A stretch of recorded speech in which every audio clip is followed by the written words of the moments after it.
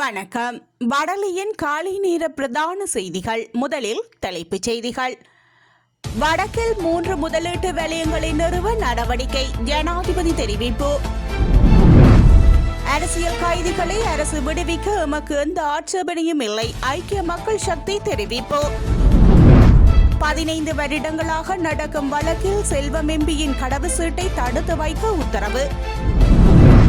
துருக்கி தீ விபத்தில் உயிரிழப்போர் எண்ணிக்கை 66ஆக உயர்வு. தொடர்பான விரிவான செய்திகள்.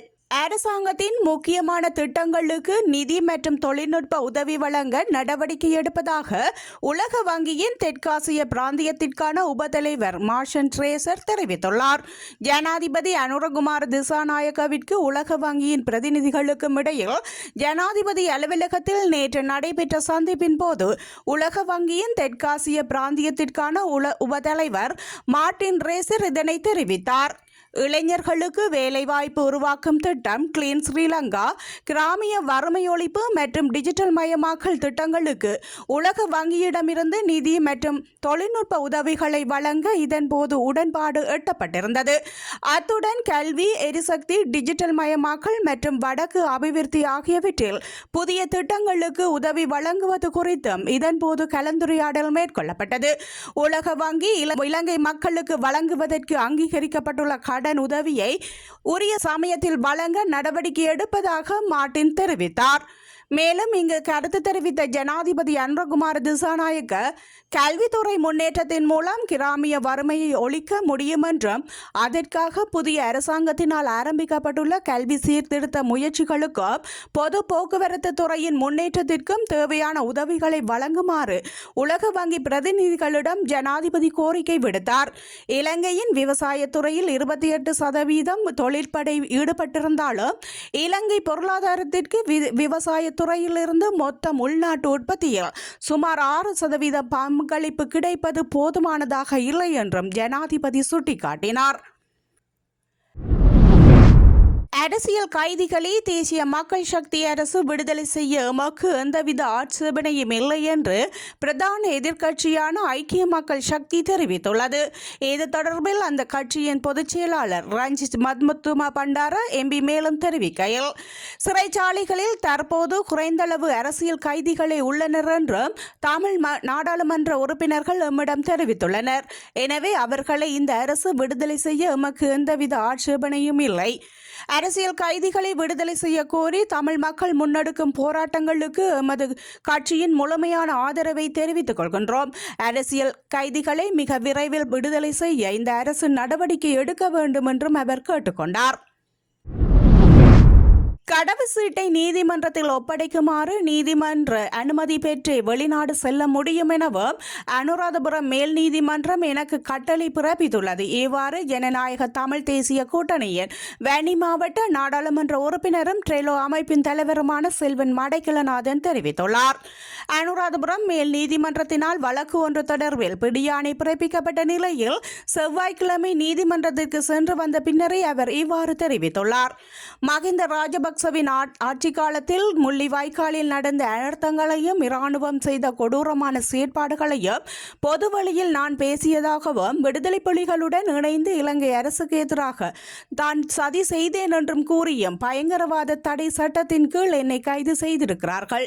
வவுனியாவிலும் அனுராதபுரத்திலும் இது பற்றிய வழக்குகள் 15 வருடங்களுக்கு மேலாக தொடர்ச்சியாக நடைபெற்று வருகின்றன. கடந்த 16ஆம் தேதி வழக்கு நடைபெற்ற போது நான் அதற்கு சமூகம் அளிக்கவில்லை. அதனால் பிடியாணை பிறப்பிக்கப்பட்டிருந்தது. செவ்வாய்க்கிழமை அந்த பிடியாணையை நிவர்த்தி செய்வதற்காக நான் எனது சட்டத்தரணியுடன் நீதிமன்றம் சென்றிருந்தேன். அங்கு சென்று ஆஜராகிய போது 25,000 ரூபாய் ஆட்பனையும் எனது கடவுச்சீட்டை ஒப்படைக்க வேண்டும் என்றும் நீதிமன்றத்தினால் உத்தரவிடப்பட்டிருந்தது. என்னோடு மரியசீலன் என்பவர் தொடர்ச்சியாக இந்த வழக்கில் சமூகம் அளித்துக் கொண்டிருக்கின்றார். அவர் 8 வருடங்கள் சிறையில் இருந்தவர்.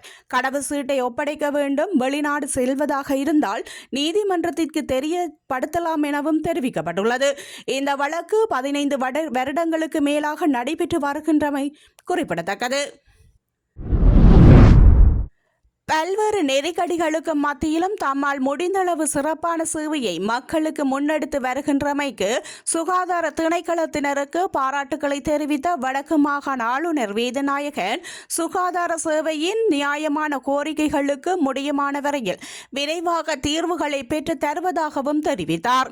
வடக்கு மாகாண சுகாதார திணைக்களத்தின் கீழான மாவட்ட பிராந்திய சுகாதார சேவைகள் பணிப்பாளர்கள், பொது மருத்துவமனை பணிப்பாளர்கள், ஆதார மருத்துவமனை பணிப்பாளர்கள் ஆகியோருக்கும் வடக்கு மாகாண ஆளுநருக்கும் இடையிலான கலந்துரையாடல் நேற்று நடைபெற்றது. முன்னிய ஆளுநர் காலத்தில் இந்த ஒப்பந்த அடிப்படையிலான மருத்துவர்களுக்கு விண்ணப்பம் கோரிய பெறப்பட்ட போதும் நடவடிக்கை எடுக்கப்படவில்லை என முல்லைத்தீவு மாவட்ட பிராந்திய சுகாதார சேவைகள் பணிப்பாளர் சுட்டிக்காட்டினார். அத்துடன் முல்லைத்தீவு மாவட்டத்தில் மிக பெரும் நெருக்கடி நிலைமைக்கு மத்தியிலேயே சேவைகளை முன்னெடுப்பதாகவும் தெரிவித்தார். மாவட்ட பொது மருத்துவமனையில் போதுமான விடுதிகள் இல்லை என்பதையும் ஆளுநருக்கு எடுத்துரைத்தார். கிளிநொச்சி மாவட்ட பிராந்திய சுகாதார சேவைகள் பணிப்பாளர் மற்றும் மாவட்ட பொது மருத்துவமனையின் பணிப்பாளர் ஆகியோர் ஆளணி பற்றாக்குறை தொடர்பில் ஆளுநரின் கவனத்துக்கு கொண்டு வந்தனர். மருத்துவ பணியாளர்களுக்கு விடுதி பற்றாக்குறை தொடர்பிலும் சுட்டிக்காட்டினர். இதற்கு மாற்று ஒழுங்காக பலையில் அமைக்கப்பட்டுள்ள விடுதிகளை பயன்படுத்த மாகாண சுகாதார பணிப்பாளர் விடுத்த கோரிக்கைக்கு ஆளுநர் சாதகமான பதிலையும் வழங்கினார். அம்பாறையில் புதிதாக அமைக்கப்பட்டுள்ள மதுபான சாலைக்கு எதிர்ப்பு தெரிவித்து பொதுமக்கள் ஒன்று கூடி விளக்குமாறு ஏந்தி நூதன போராட்டத்தில் ஈடுபட்டனர். நேற்றைய தினம் அம்பாறை மாவட்டம் கல்முனை வடக்கு பிரதேச செயலகத்திற்கு முன்னால் ஒன்று கூடிய பொதுமக்கள் பெரிய நீலாவணை பகுதியில் புதிய மதுபான சாலை வேண்டாம் என விளக்குமாற்றுடன் போராட்டத்தை முன்னெடுத்தனர். இவ்வாறு பொதுமக்கள் விளக்குமாறுகளை ஏந்தி பல்வேறு பதாதைகளுடனும் கோஷங்களை எழுப்பியதுடன் கடந்த சில மாதங்களுக்கு முன்னர் தாங்கள் போராட்டம் மேற்கொண்ட போது அன்று திறக்கப்பட இருந்த மதுபான சாலையை அப்பொழுது மூடினார்கள். ஆனால் இப்பொழுது மீண்டும் திறப்பதற்கு ஏற்பாடு நடைபெறுகின்றது. எனவே எங்களுக்கு இவ்வாறான மதுபான சாலை வேண்டாம் என போராட்டத்தில் ஈடுபட்டவர்கள் கேட்டுக்கொண்டனர். பின்னர் அவ்விடத்திற்கு வருகை தந்த வடக்கு பிரதேச செயலாளர் டி.ஏ. அசிராத்திரம் மகையர் ஒன்றையும் வழங்கினர். பின்னர் போராட்டம் நிறைவு செய்யப்பட்டமை குறிப்பிடத்தக்கது. இதேவேளை மக்கள் கோரிக்கையை ஏற்று பெரிய நீலாவணை மதுபான சாலையை திறக்க அரசு அனுமதிக்க கூடாது என நேற்று நாடாளுமன்றத்தில் கோடீஸ்வரன் எம்பி வலியுறுத்தமையும் சுட்டிக்காட்டத்தக்கது. ஏனென்றால் பொருளாதாரத்திலே பெரிய தாக்கத்தை ஏற்படுத்துகின்றது. மாணவர்கள் மிகவும் பாதிப்புக்குள்ளாக ஏற்படுகிறார்கள். அதேபோல் அன்றாட கூலி தொழில்கள் செய்கின்றவர்கள் பாதிப்புக்குள்ளாகின்றார்கள். இப்படியான நடவடிக்கைகள் இருப்பதனால் நிச்சயமாக நீங்கள் மதுபான சாலையை ஒழிக்க வேண்டும். அம்பாறை மாவட்டம் கிடங்கி வீதி அடைமழை காரணமாக ஏற்பட்ட வெள்ள நீர் பரவல் காரணமாக அப்பகுதியால் பயணம் செய்பவர்கள் பாதுகாப்பு அறிவுறுத்தல் பின்பற்றி செல்வதை அவதானிக்க முடிகின்றது.